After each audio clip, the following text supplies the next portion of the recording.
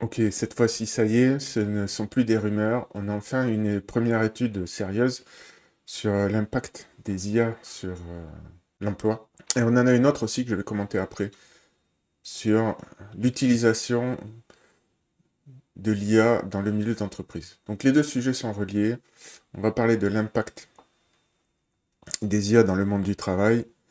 Et ça y est, ça commence. Donc, je vais préciser exactement après, mais on commence à voir un impact mesurable sur sur l'employabilité, on va dire. C'est pas encore sur le chômage, c'est pas à ce niveau-là, mais ça y est, ça démarre.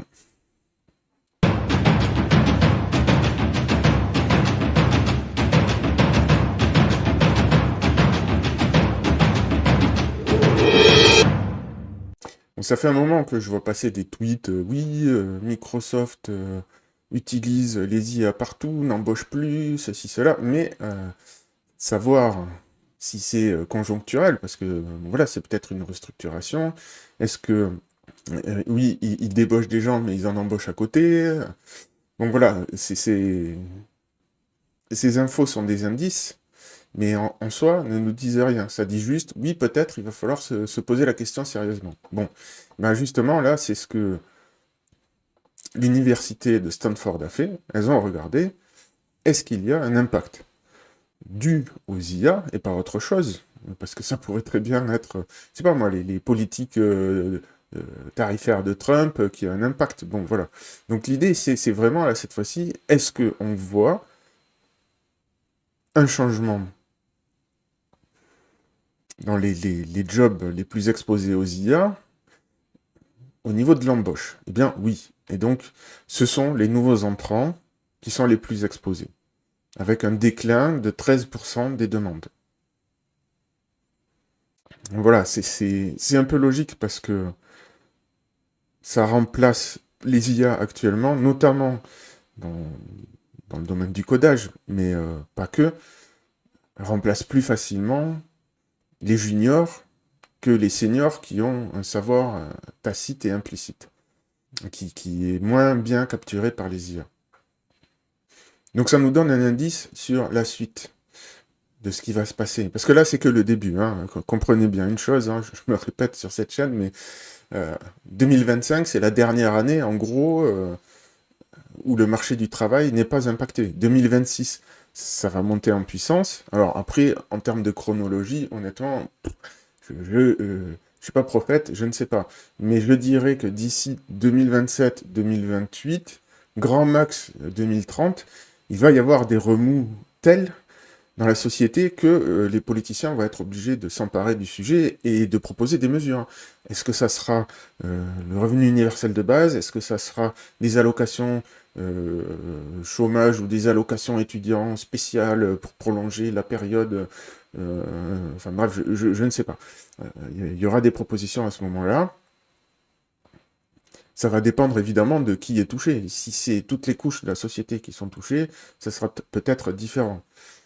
Mais il n'empêche que, voilà, maintenant, ça commence.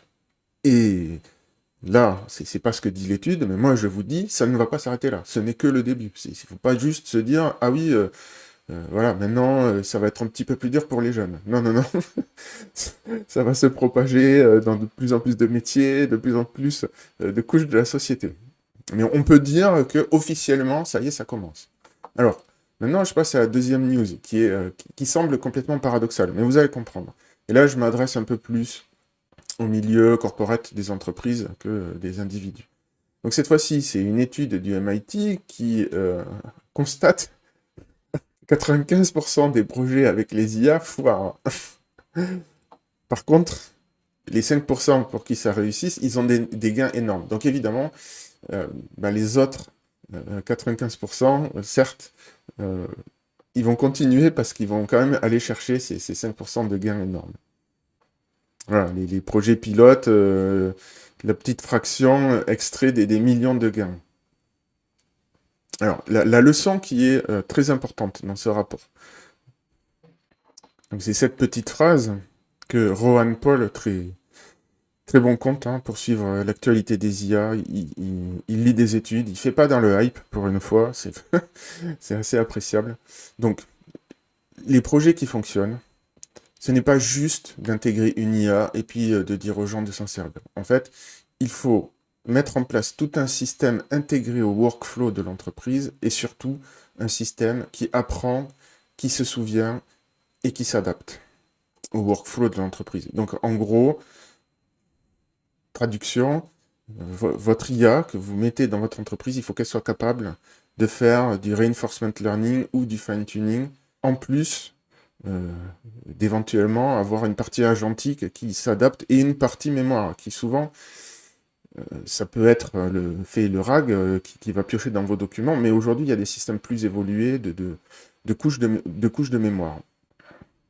Donc ça demande quand même plus de boulot que simplement mettre les solutions sur étagère fournies par les systèmes actuels. Donc pour les entreprises. Hein. Et pour le coup, alors j'ai lu ça un peu vite fait, mais j'ai pas de stats précises dessus, mais j'ai l'impression que justement les IA, le gros avantage des IA chinoises, ben, c'est justement vous pouvez les adapter, vous pouvez les fine-tuner comme vous voulez. Alors on peut le faire aussi avec OpenAI, mais bon, il y a quand même aussi des questions de sécurité. Donc j'ai plus le chiffre en tête de la proportion des IA open source qui sont utilisées, donc open source égale chinoise aujourd'hui, qui sont utilisées dans l'entreprise, mais bon voilà, en tout cas c'est une grosse proportion.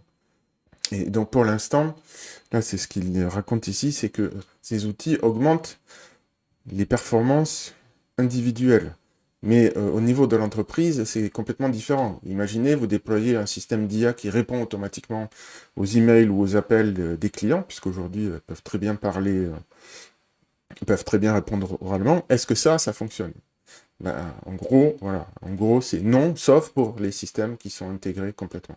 Donc c'est un peu paradoxal, hein, parce que d'un côté, on nous dit, ah, il commence à y avoir un impact sur le milieu du travail, et de l'autre côté, on nous dit, ouais, mais en fait, les gains de productivité sont pas si énormes. Alors il y a d'autres études. On est de l'ordre du pourcent, 2-3%. Hein. On n'est pas dans des gains de 10-20%, sauf peut-être dans certains secteurs. Donc en tout cas, le fait qu'il y ait certains projets qui réussissent, ça va inciter à continuer. Donc ça va pas s'arrêter là, très clairement. Donc retenez bien ceci.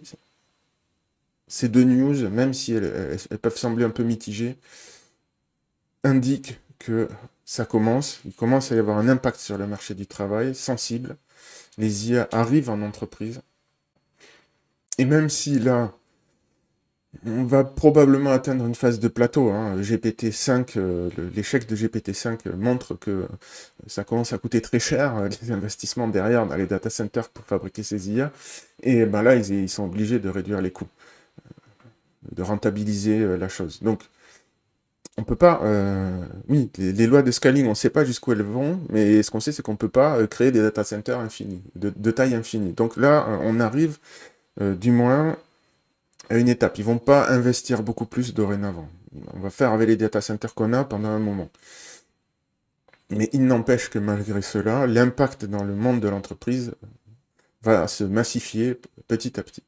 Voilà. Alors ensuite, je vous annonce. J'ai créé un Substack, donc c'est une sorte de blog. Alors il y a la version anglaise et française, mais la version française, je sais pas trop si je vais la tenir à jour. Donc en tout cas, il y a la version anglaise où je vais proposer les réflexions les plus avancées sur bah, l'ère digitale qui s'annonce. Ça va pas concerner que les IA, hein, évidemment. Ça concerne les IA, bien sûr. Donc mon premier post, c'était là-dessus, où j'explique que les IA sont comme des voitures pour l'esprit. Donc, une voiture, ça permet de se déplacer beaucoup plus vite qu'à pied, mais sur une route. Dès que vous faites du hors-piste, la voiture, elle est complètement larguée. Ben, les IA, c'est pareil.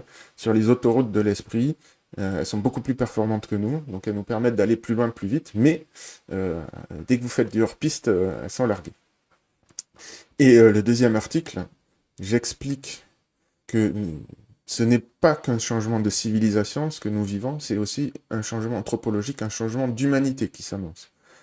Et donc, j'explique que les IA sont de l'exosomatisation, cognitive, dans le sens où, avec le feu, nous avons exosomatisé, c'est-à-dire nous avons déporté vers l'extérieur une partie de notre digestion. Ça ne veut pas dire qu'on ne peut plus digérer. Ça veut dire qu'une partie de la digestion se fait en dehors de nous. Donc là, les IA, c'est pareil, mais pour la cognition, pour le cerveau, si vous voulez, pour la réflexion. Donc, une partie de notre intelligence va être déportée vers l'extérieur. Ça ne veut pas dire que le cerveau va s'atrophier et qu'on va tous devenir débiles, de la même manière qu'on n'a pas perdu la fonction de digestion, mais par contre, elle va évoluer. Et je vous explique vers quoi elle va évoluer et les parallèles évolutifs qu'on peut faire avec les autres exosomatisations que nous avons vécues au cours de notre évolution. Voilà, bon, ça c'est les 2 premiers articles. Donc inscrivez-vous si vous voulez être tenu au courant. Et aussi, je lance mon compte sur LinkedIn, donc n'hésitez pas à chercher Yohan Auriel, à me rajouter si vous êtes sur ces réseaux sociaux. J'ai déjà commencé à avoir des petites discussions, je me suis intégré à un groupe super intéressant de réflexion sur les IA avec un philosophe.